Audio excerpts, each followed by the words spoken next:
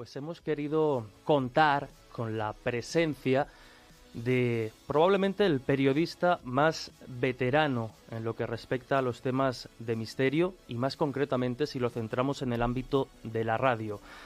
Queremos conocer sus experiencias, su trayectoria y, oye, si hay suerte, pues que nos cuente algún consejo, porque llevar más de 40 años ensalzando y poniendo en valor no solo una marca como programa, sino también estos temas que aquí en El Dragón nos interesan, pues es algo que nos hace especial ilusión.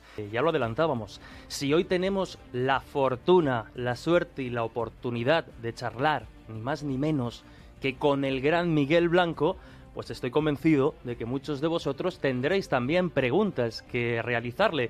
Y aunque ya sabéis, y esto no ha cambiado en 7 años, que el tiempo del dragón muchas veces vuela y se queda limitado, hoy ya sabemos que sí, porque podríamos charlar con Miguel de 1000 historias durante horas, pero queremos también, pues eso, que vosotros seáis partícipes, que os convirtáis en colaboradores de este programa especial 300 del Dragón Invisible, con vuestras preguntas y vuestros comentarios a un periodista y un aventurero único. José de Flores, ¿qué tal? Oye, enhorabuena y gracias por todo el trabajo que has realizado durante tantos años y tantos programas para llegar aquí al 300. Buenas noches. Buenas noches, gracias a ti, porque sin ti esto no funcionaría. Y ya te digo que 1000 gracias por acogerme en este equipo y ser uno más para llegar a esos 300 programas. ¿Tú tienes alguna pregunta para Miguel, Josete? Después tendrás ocasión, ¿eh? Hay que afilar bien la pregunta. Tengo muchas, pero vamos a salir un poco de línea. Veremos. Perfecto, Josete, pues contigo estaremos en contacto para trasladar esas preguntas. Y ahora, pues si os parece, como el tiempo vuela, es buen momento para dar inicio a este viaje a través de la radio tan especial que hoy hacemos junto a Miguel Blanco en este programa 300 del Dragón.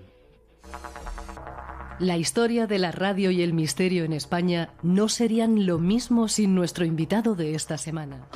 Pionero ya en la década de los 70, con programas como Nueva Generación o Ecos del Futuro, desde muy joven tuvo la necesidad de comprender y divulgar los misterios de nuestro mundo. Su voz característica y su particular modo de comunicar han marcado a diferentes generaciones de interesados por el misterio, convirtiéndose en todo un referente y un maestro para muchos. Las miles de horas que ha pasado delante del micrófono solo son equiparables a los miles de kilómetros que acumula en la mochila tras dar la vuelta al mundo en varias ocasiones en busca de todo aquello que escapa a nuestra comprensión. Protagonista y testigo de experiencias increíbles, aventurero y comunicador nato, curioso e inquieto por naturaleza y por encima de todo, una persona excepcional.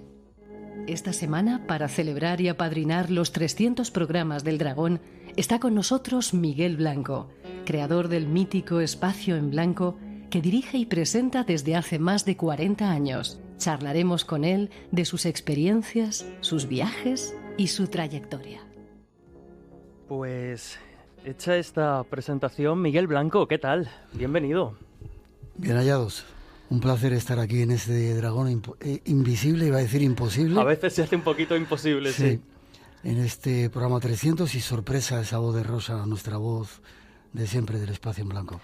Tenemos que agradecer, por supuesto, esa complicidad con la que hemos trabajado con Rosa Rodríguez, que se ha convertido, pues eso, ¿no? En la voz del Espacio en Blanco, sobre todo en esta última etapa en Radio Nacional, que empezó ya en 2009. Pero, claro, Miguel, nosotros estamos en el 300 y tú, solo con Espacio en Blanco, más de 40 años haciendo radio, contando historias, divulgando. Se van a cumplir los 40 años ahora. Pido un poquito de disculpas, estoy saliendo de un resfriado de estos veraniegos que no me acaba de soltar. Este año cumplimos los 40 años. Yo soy muy malo para las fechas, pero Fernando Sánchez Dragó me dio el otro día la clave antes de que se fuera. Él publicó en 1983 Gárgoris Yavidis. Uh-huh. Y él mismo me dijo, yo fui el primero que le hizo una entrevista, y fue una entrevista en el Espacio en Blanco. Yo creí que habíamos, digo, para mí el tiempo no es una cosa que exista mucho, en el 87, pero habíamos empezado mucho antes el Espacio en Blanco, en el 83. Este año se cumplen 40 años del Espacio en Blanco. Ostras, el contraste con nosotros nos deja muy pequeñitos, ¿eh? 40 años. Y yo no llevo la cuenta de horas, muchas horas, pero no son horas, son momentos agradables de disfrute, porque cuando uno hace lo que le apasiona, como te pasa a ti, os pasa a vosotros, eso, el tiempo no existe y no son horas. Y Miguel, ya que estamos hablando precisamente de esos inicios de hace tantos años, como decía, comunicando, divulgando, hablabas de que la primera entrevista de Dragó fue precisamente en el Espacio en Blanco. ¿Cuántos otros no habrá sido la primera vez que se lanzaban al ruedo precisamente contigo, de tu mano y en tus micrófonos? Yo no me suelo enorgullecer de muchas cosas, pero sí me jacto de que no yo. El Espacio en Blanco ha sido una escuela de un nuevo periodismo. Hay periodistas deportivos, políticos, de moda, y gracias al Espacio en Blanco hay un nuevo carril que son los periodistas del misterio. De él han salido casi todos los personajes que están en el mundo del misterio ahora, desde Iker Jiménez, Lorenzo Fernández, Enrique de Vicente, Miguel Pedrero, Manuel Carballal. Solo me faltaba uno, tú, que eres un cacho mamón que te me escapaste, pero bueno, eres de otra escuela, pero aquí estamos juntos, o sea que... Y a mí me enorgullece mucho eso, porque mucha de la gente que se pone a estudiar periodismo, también ahora muy influido por Iker Jiménez con el programa que hace, ha sido porque nos han escuchado a nosotros, y eso tiene mucha validez. Yo hay algo, Miguel, que siempre compruebo y es obvio, ¿no? Con una trayectoria tan dilatada, tan significativa, pero incluso lo hemos visto al llegar a estos estudios. Gente que se acerca a saludarte, a conocerte, porque te lleva escuchando muchísimos años, muchísimos años. Eso a mí me enternece mucho, ¿sabes? Me emociona. Cuando de repente te encuentras con la gente... Mucha gente dice que soy con el que más mujeres se acuesta, porque dicen que se acuestan escuchando el programa, no va con otra intención. Pero sobre todo cuando te demuestran ese cariño, dice, te llevo escuchando 30 años, formas parte de mi familia, hay algo ahí que es muy poderoso, muy potente. Yo creo que es lo que tiene la radio. Tu medio favorito, de hecho. Claro, la radio te hace que tú intervengas en las cosas que estás escuchando. Tienes que poner de tu parte, mientras que la televisión, el cine, otras cosas, te lo da todo hecho. Entonces, al tú poner una parte tuya cuando estás escuchando una narración, una voz, una historia, te haces cómplice de eso. Y a mí me enorgullece mucho eso. Y me da mucha...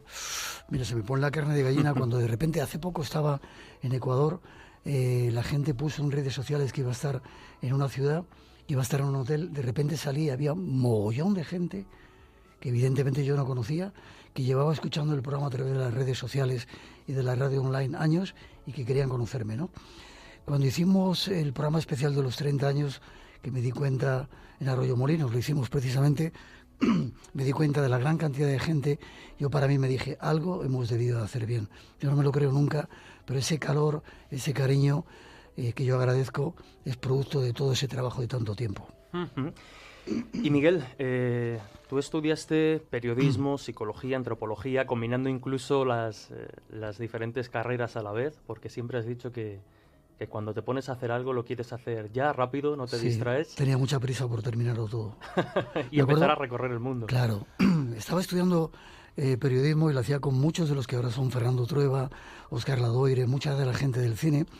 Me llamaban el chamán, pues se pueden decir, no, a estas horas no se pueden decir tacos todavía.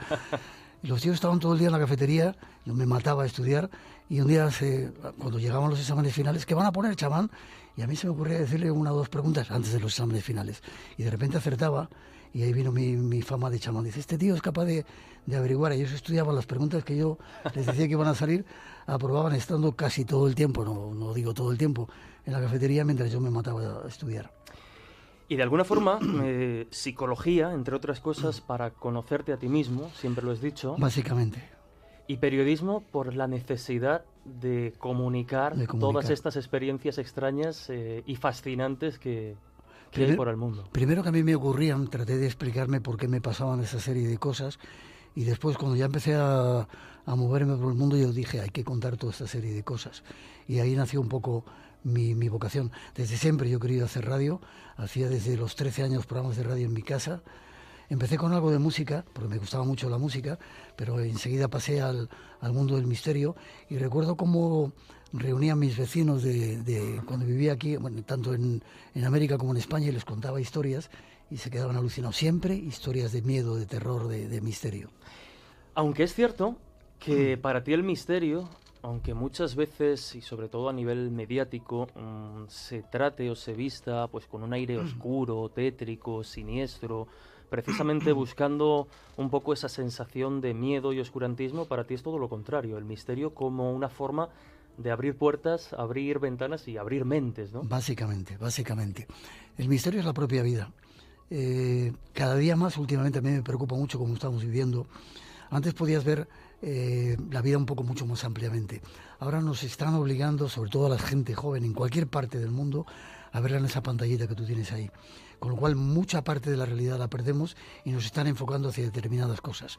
El misterio forma parte de la vida y lo que siempre he tratado yo a nivel personal es abrir la mente, abrir ventanas para que la gente descubriera que la vida es mucho más de lo que nos dicen, de lo que nos dejan ver, y que existen realidades ocultas que son consustanciales al ser humano y que simplemente hace falta creer un poco en ellas.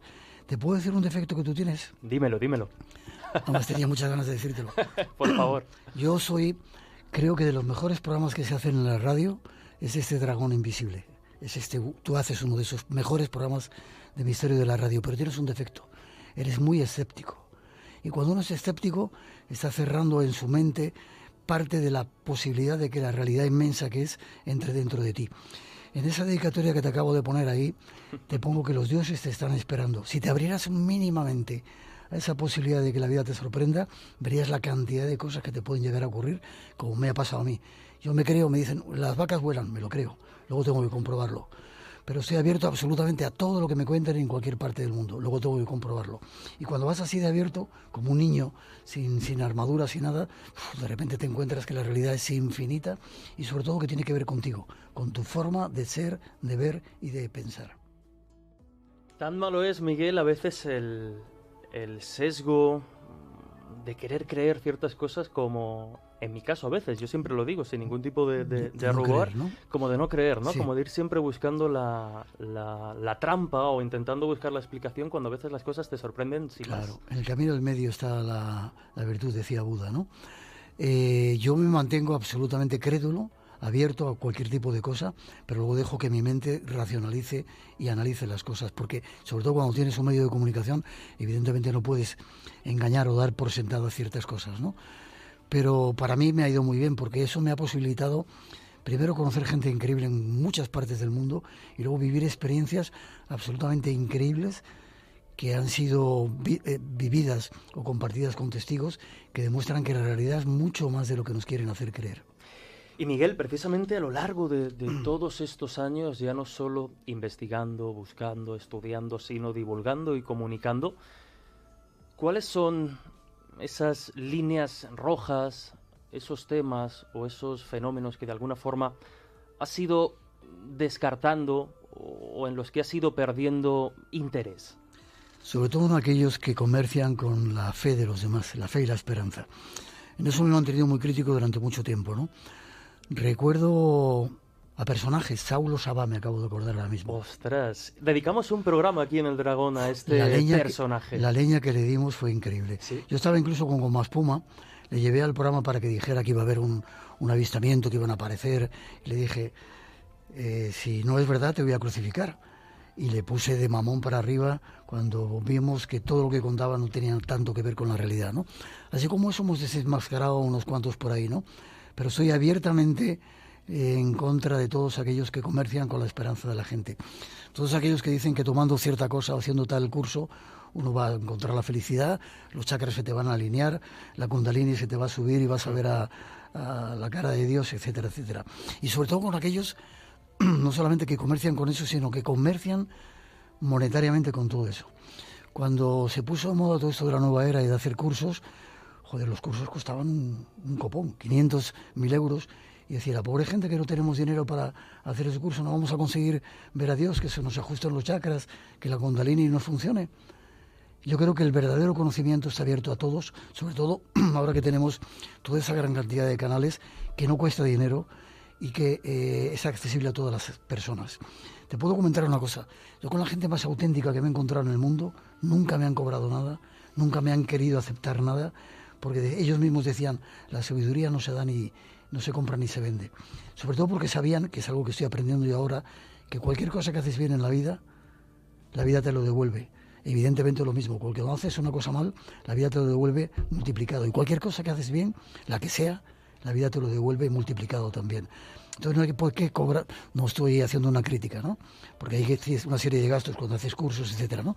Pero cuando haces las cosas meramente por dinero, wow, la vida te dará un palo, porque la sabiduría no se vende ni se compra, se adquiere a través de la experiencia, a través de compartir, a través de la ilusión y de la esperanza. Y esa sabiduría de la que hablas, y precisamente tú que has dado la vuelta al mundo en cantidad de ocasiones, ya hasta incluso habrás perdido casi la lista de los países visitados, más de 140. Sí. Las respuestas, este tipo de respuestas de las que nos hablas, tampoco hay que ir a buscarlas fuera, están en la puerta de casa si uno tiene... Absolutamente. Yo cuando empecé en todo esto utilizaba un truco. Cuando tienes una pregunta que te molesta o que te preocupa en tu vida, simplemente estate atento. Estate atento y aparentemente como una casualidad estás escuchando El Dragón Invisible y de repente hay un tal Jesús que está hablando y de repente seguramente te está dando la respuesta a esa pregunta que has hecho.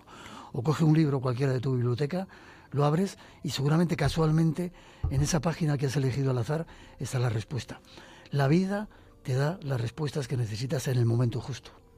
Y a ti, Miguel, toda esa cantidad de viajes, como decíamos antes, ya no tanto para buscar respuestas, sino para conocerte a ti mismo y después poder contar, comunicar y ayudar a otras personas a seguir en el camino.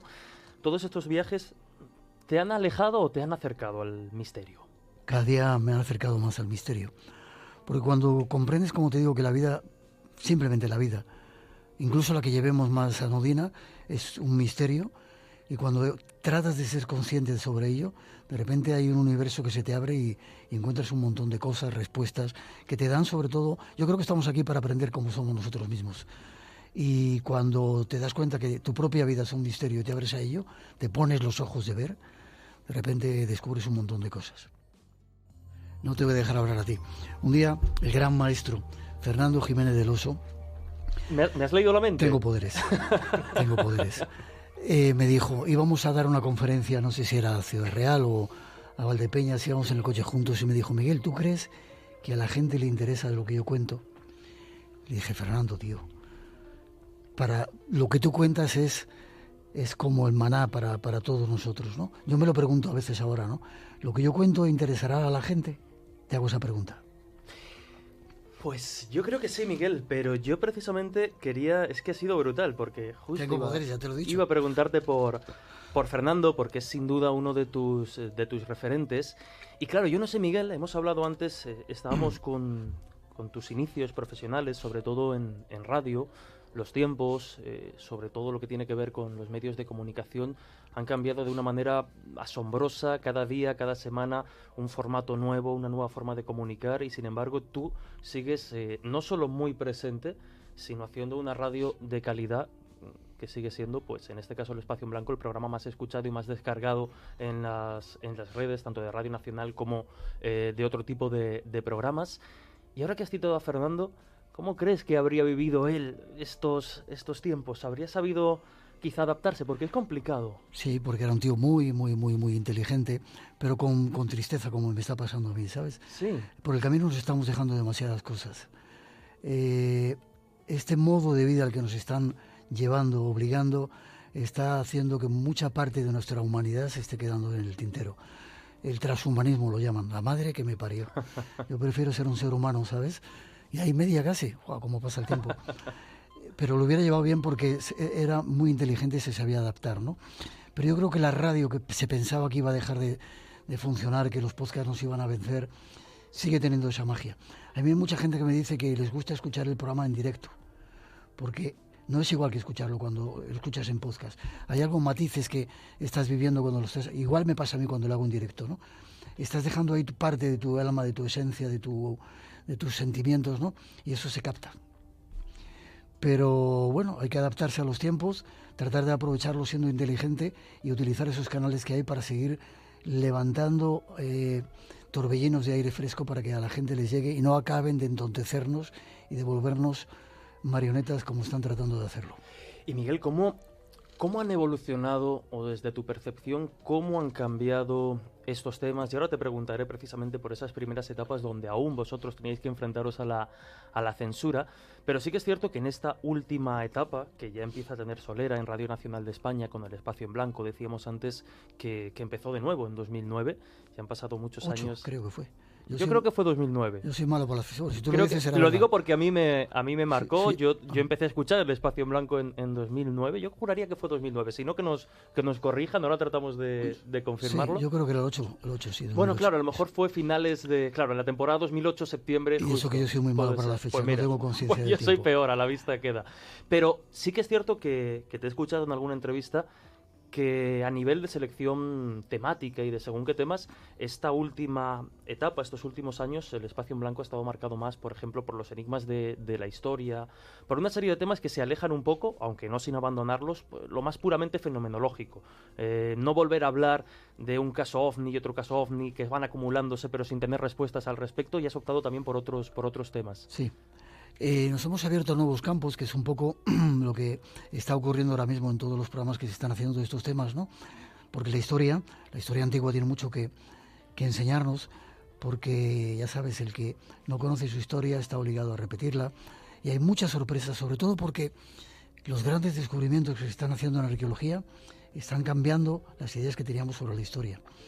Eso de que la humanidad o la última civilización era la Sumeria, la primera, mejor dicho, ahora mismo que se cae de su peso, porque se está descubriendo que mucho antes había civilizaciones altamente complicadas y avanzadas. Hay una cosa ahí que ocurre, que es el diluvio, que de repente lo borra todo, pero anteriormente al diluvio había muchas cosas que se están descubriendo ahora. Exactamente igual pasa en todos los campos. No hay nada que esté fijo y cada nuevo descubrimiento está haciendo tambalear las ideas y las creencias que tenemos acerca del mundo, de la historia, etcétera. Yo me canso, me peleo mucho con Miguel Pedrero, por ejemplo, o con alguno de tus colaboradores cuando hablamos de ovnis. Yo estoy cansado de hablar de ovnis, y eso que he tenido experiencias increíbles con los ovnis, porque es un teatro que de repente llegas a un momento y no hay más respuestas.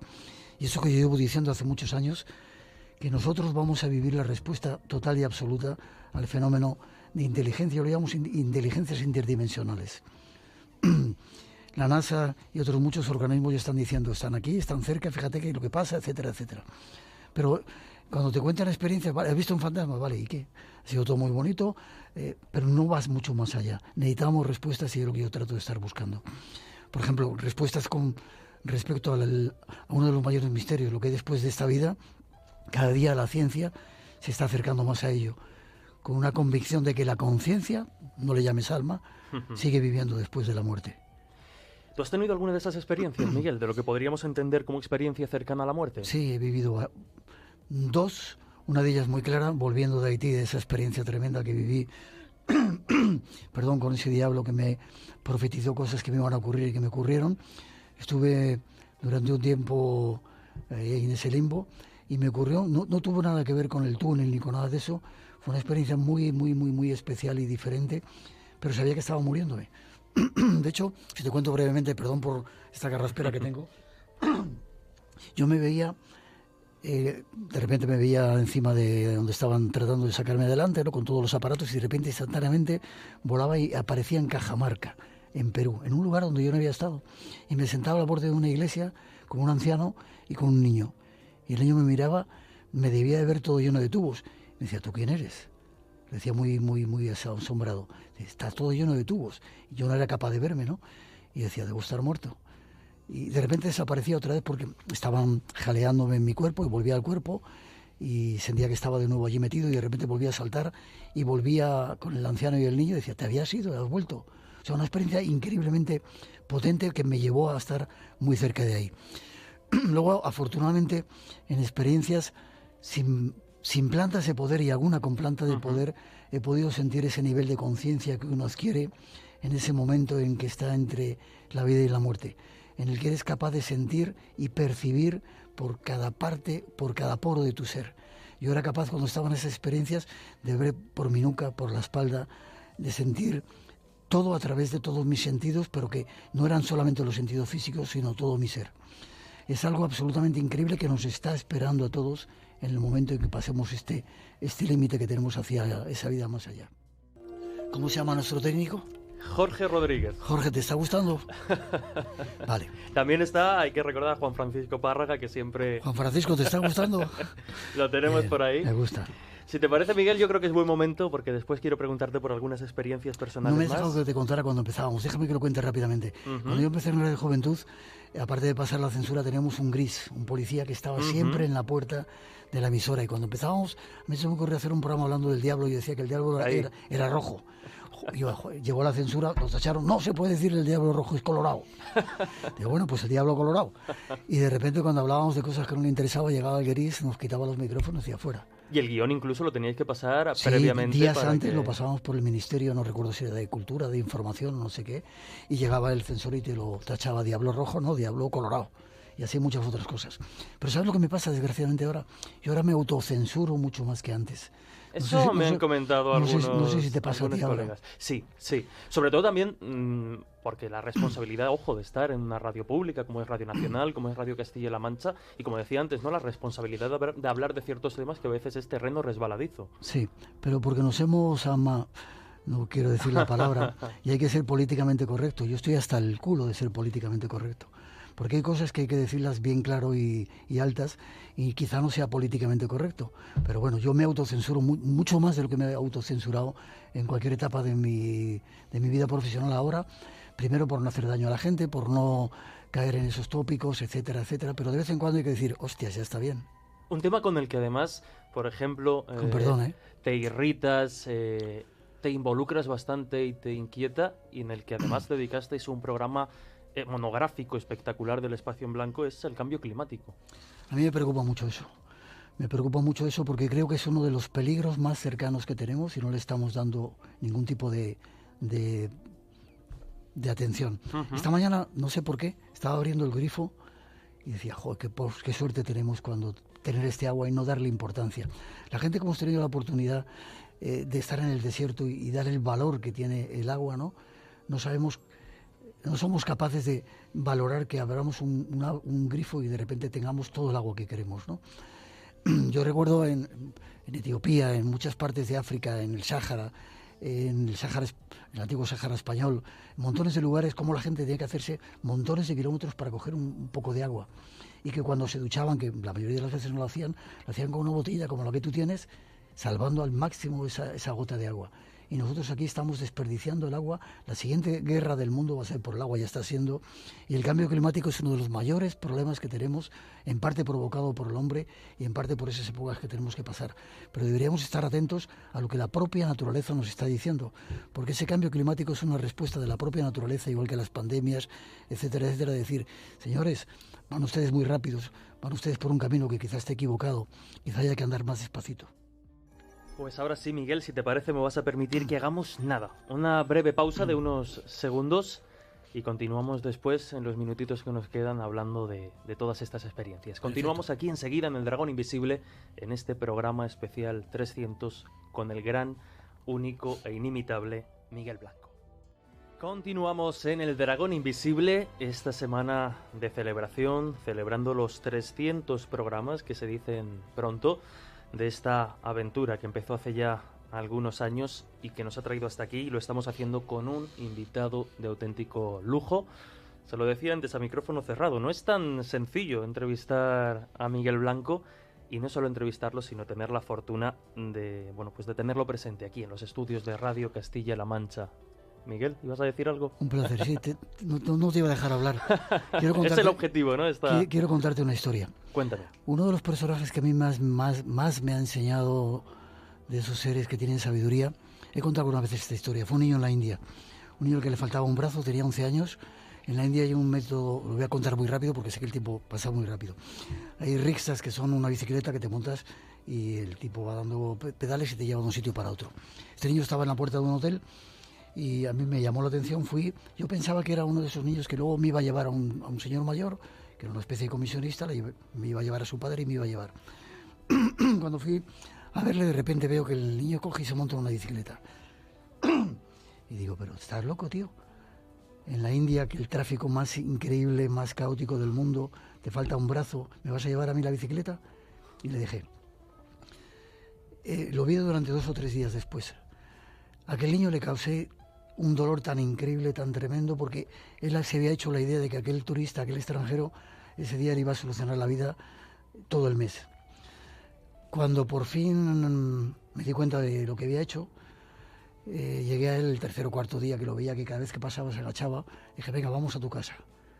Al tipo se le humiló la cara, se montó en la bicicleta y te voy a llevar a los sitios más chulos de esta ciudad. Yo no quiero ir a tu casa a conocer a tu familia. No, que es muy sencillo, quiero ir a tu casa. Estuve durante tiempo con él, por hacer la historia corta.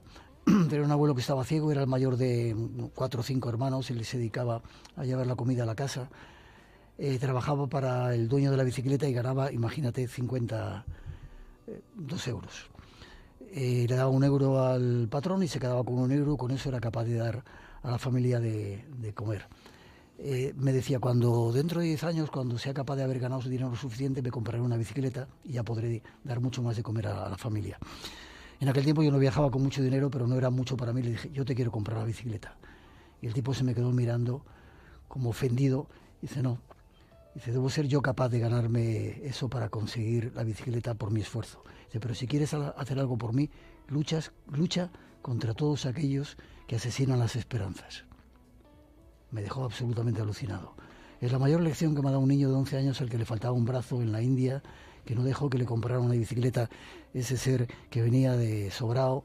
Dice, yo te la puedo comprar, y que encima le hizo el feo de no querer que le llevara la primera vez.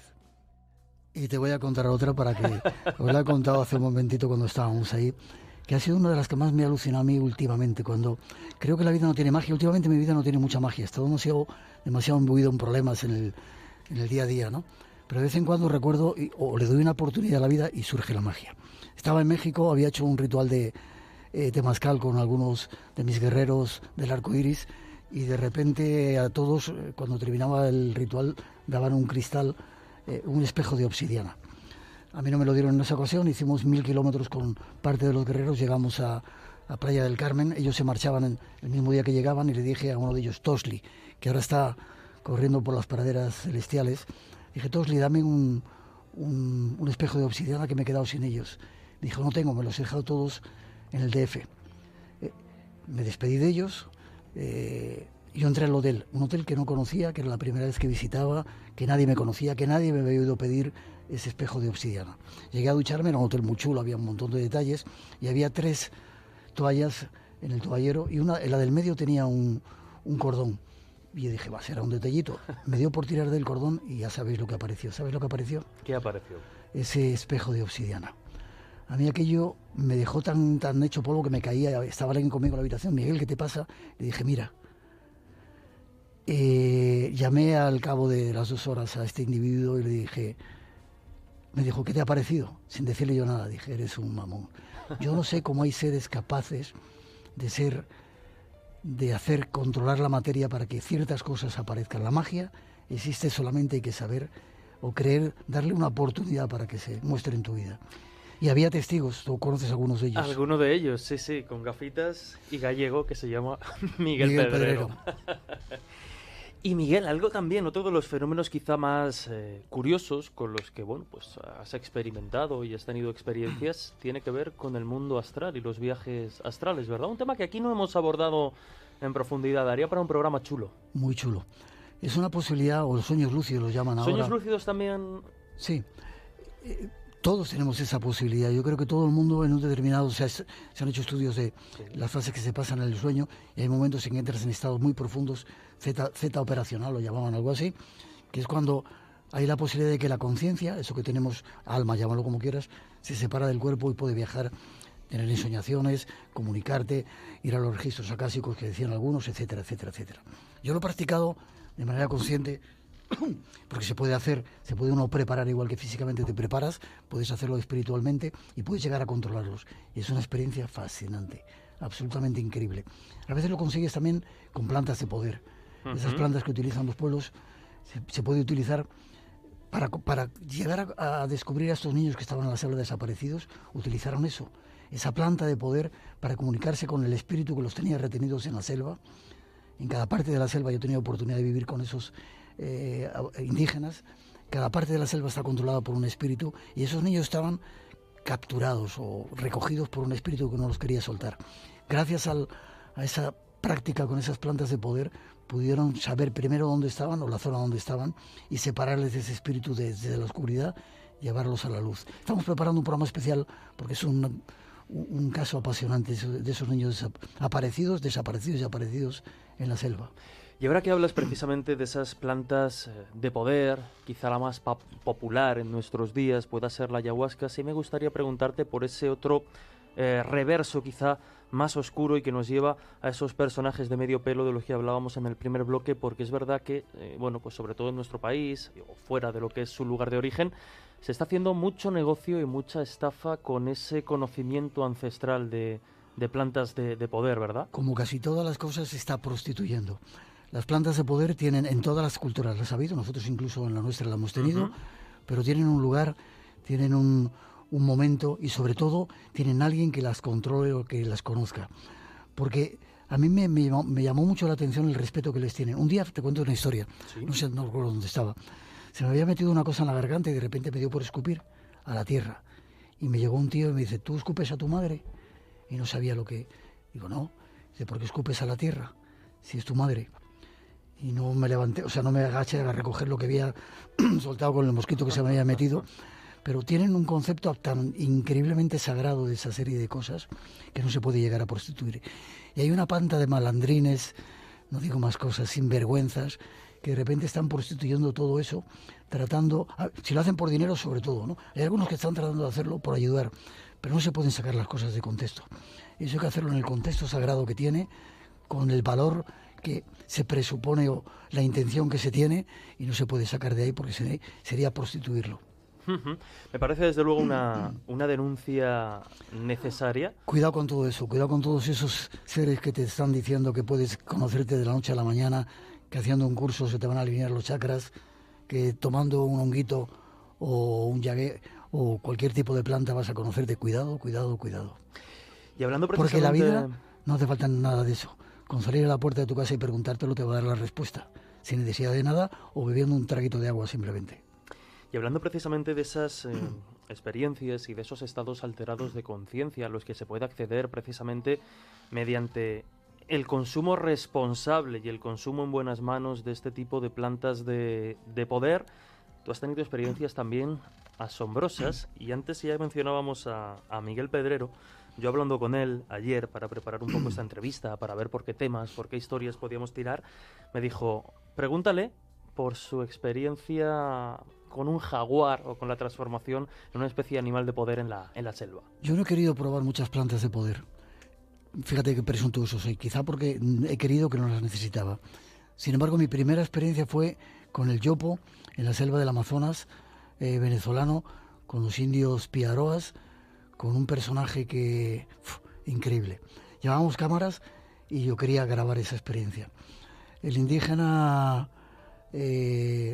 imagínate llegar a un equipo de televisión con luces a mitad de la selva, era como si hubieran aparecido los extraterrestres. La familia nos miraba, pero él, absorto en su historia, no hacía más que preparar, chingar se llama, el yopo, y de repente me dijeron, ¿quieres probarlo? Dije, sí, quiero probarlo a ver qué se siente, ¿no? Me pusieron una caña, no era una caña, pero se ha visto un poco en todos los documentales, una caña que te la ponen en la nariz y desde el otro extremo te soplan. A mí en mi caso era el esqueleto de un ave. Me pusieron las dos partes de las alas en la nariz y dijeron que chingara, que inhalara el polvo, ¿no? Lo hice una vez, creo que una segunda vez muy poco, y empecé a tener una especie de viaje. Yo ya tenía experiencia en eso de los viajes astrales, entonces dije, dejarme un poco tranquilo, me tumbé. El chamán le decía, chamán Bolívar se llamaba, se ha ido ya también para los cielos, ya está por las praderas, por ahí navegando. Le decía a nuestro intérprete que le fuera contando lo que yo estaba viendo, ¿no? Teóricamente te pones a vomitar, a mí no me gusta vomitar, y me salvé de ese vómito, y de repente sentí que mi cuerpo cambiaba mi perspectiva del metro y pico que tengo, no muy alto, a mucho más bajito, y que mi cuerpo se convertía en algo diferente. Y el chamán le decía que nos diga lo que es, que nos diga lo que es. Y yo no me veía hasta que me vi la mano, la pata, y dije, tengo manchas, me había convertido en un jaguar. Se lo tradujeron al chamán, le dijo, déjale que haga el viaje. Y fue una experiencia absolutamente increíble, muy parecida a la que haces con meditaciones, a la que haces después de un temazcal, a la que haces con ese tipo de cosas, de tener una conciencia absolutamente total de todo lo que te rodea. ¿Y crees, Miguel, que las claves precisamente de todos estos fenómenos extraños, de este mundo de las anomalías, mundo del misterio, puede estar precisamente o puede tener que ver con esos estados alterados de conciencia? Lo llamamos estados alterados de conciencia. Yo lo llamaría de otra manera. Estados normales de conciencia. El estado alterado es el que tenemos ahora tú y yo. Sabes que tenemos, dicen un 10%, ni siquiera un 7% de la capacidad que tenemos cerebral funciona.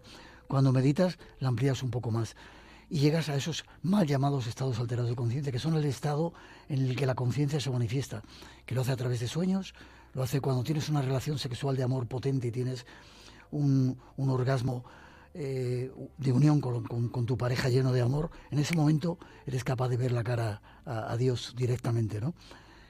Ese tipo de estados son los que realmente somos. Esto que tenemos ahora es el estado alterado de conciencia, en el que les gusta a muchos que sigamos y decir que lo otro no es bueno. Y déjame que te cuente una cosa antes de que nos vayamos. Todos los lugares sagrados del mundo hay una onda también últimamente para prostituirlos. Hay cantidad de lugares, sobre todo donde están todas las iglesias, nuestras catedrales, etcétera. Antes ha habido un lugar de poder de otras civilizaciones. Eso sigue teniendo poder. Pero hay algo por ahí que está tratando de quitarle ese poder, porque es lo único que nos religa. Religiones de religarte con tu propio origen, ¿no? No les interesa que estemos conectados con la tierra, con el cosmos, con la conciencia, llámalo como quieras, ¿no? Entonces hay que prostituirlo. Las pirámides de Egipto se han prostituido. Casi todos los lugares donde yo he ido antes y ahora vas a Machu Picchu, eso es una algarabía y un cachondeo, a Chichén Itzá. Están tratando de quitar ese poder que tiene ese lugar para darte conciencia, para que no lleguemos a abrir los ojos y decir, somos algo más de lo que nos han contado. Y Miguel, muy rápidamente, porque como era de esperar, el tiempo se ha agotado y se nos quedan 1000 historias en el tintero, era previsible, pero ya que has hablado de Machu Picchu y de según qué lugares, si algo ha marcado también la historia del Espacio en Blanco es que habéis llevado la radio a lugares completa y absolutamente insospechados, como puede ser, por poner un ejemplo, la Gran Pirámide. Pero hay algunos lugares que todavía quedan pendientes y desde los que te gustaría hacer radio, ¿verdad? ¿Cuáles son? Dos de ellos. Petra, aunque se ha prostituido mucho, pero me encantaría hacer en la puerta del Templo del Tesoro un programa de noche con las velas que le ponen y con invitados súper especiales. Y otro era Machu Picchu, estuvimos a punto de hacerlo. Son dos asignaturas que tengo ahí pendientes, de las muchas que me quedan todavía. Igual en esta próxima temporada hacemos alguna de ellas. Y ahora sí, porque se van agotando los minutos, José T. Flores, yo te iba preguntando todo el rato si había preguntas, si había comentarios, pero lo que hay es, entre todos los dragonautas que están pendientes de esta entrevista y de este programa especial 300, es una sensación general casi de asentimiento, ¿no?, a lo que está contando y a lo que nos está descubriendo Miguel Blanco esta noche. Así es, todo el mundo está de acuerdo con Miguel, con su forma de pensar. Y sobre todo que los tiene anodados y nubilados. Los tienes, Miguel, a todos hipnotizados con tu verbo. Al fin y al cabo te escuchan y están pendientes de lo que estás comentando. Por eso no comentan más. Pero es lo que nos dicen, que prefieren escucharte a comentar. Aún así me sigo preguntando si interesará eso que contamos a la gente, que cuento a la gente. Me lo sigo preguntando. Yo estoy convencido de que sí, Miguel. ¿Alguien te ha dicho que estas son de mis músicas favoritas? Alguien me lo ha dicho, hay que dar un La Creedence Clearwater Revival, increíble. Déjame que diga una cosa. Para mí ha sido un honor estar con vosotros en este programa 300. Ojalá pueda estar en el 500 o en el 600. Oye, que no haga falta pasar tanto, porque fíjate, Miguel, que habías estado con nosotros en un programa muy especial que hicimos desde La Ballena Alegre. Alguna colaboración, pero han tenido que pasar 300 programas para sentarte aquí y hacerte una entrevista, no sé si en condiciones, pero por lo menos disfrutar de una hora de radio. Te vuelvo a decir que yo tengo una especial debilidad con este dragón invisible, aunque si me permites un consejo, no seas tan escéptico, ábrete un poquito más, que como te decía ahí, los dioses te están esperando y ya verás la cantidad de sorpresas que hay para ti y para tus oyentes. Y súper honrado, agradecido el que me hayas podido dejar participar en este 300 programa de El Dragón Invisible. Nosotros, Miguel, lo tuvimos claro desde el principio. Aceptaste nuestra invitación y eso que no suelo hacerlo últimamente, no voy a muchos programas, que lo sabes. Lo sé, por eso te lo agradezco especialmente. En estos minutos finales yo solo espero, pues que las sorpresitas que te hemos preparado te hayan sido agradables. Ya digo, nos gustaría agradecer a Rosa, a Natalia, a Miguel Pedrero, parte no solo de tu equipo, sino de tu vida, que nos hayan echado una mano para preparar este ratito de radio que, insisto, espero que hayas disfrutado. Mucho, y como te he dicho, tú lo has dicho, son parte de mi vida esa gente que lleva tanto tiempo, y te lo agradezco a ti y a ellos.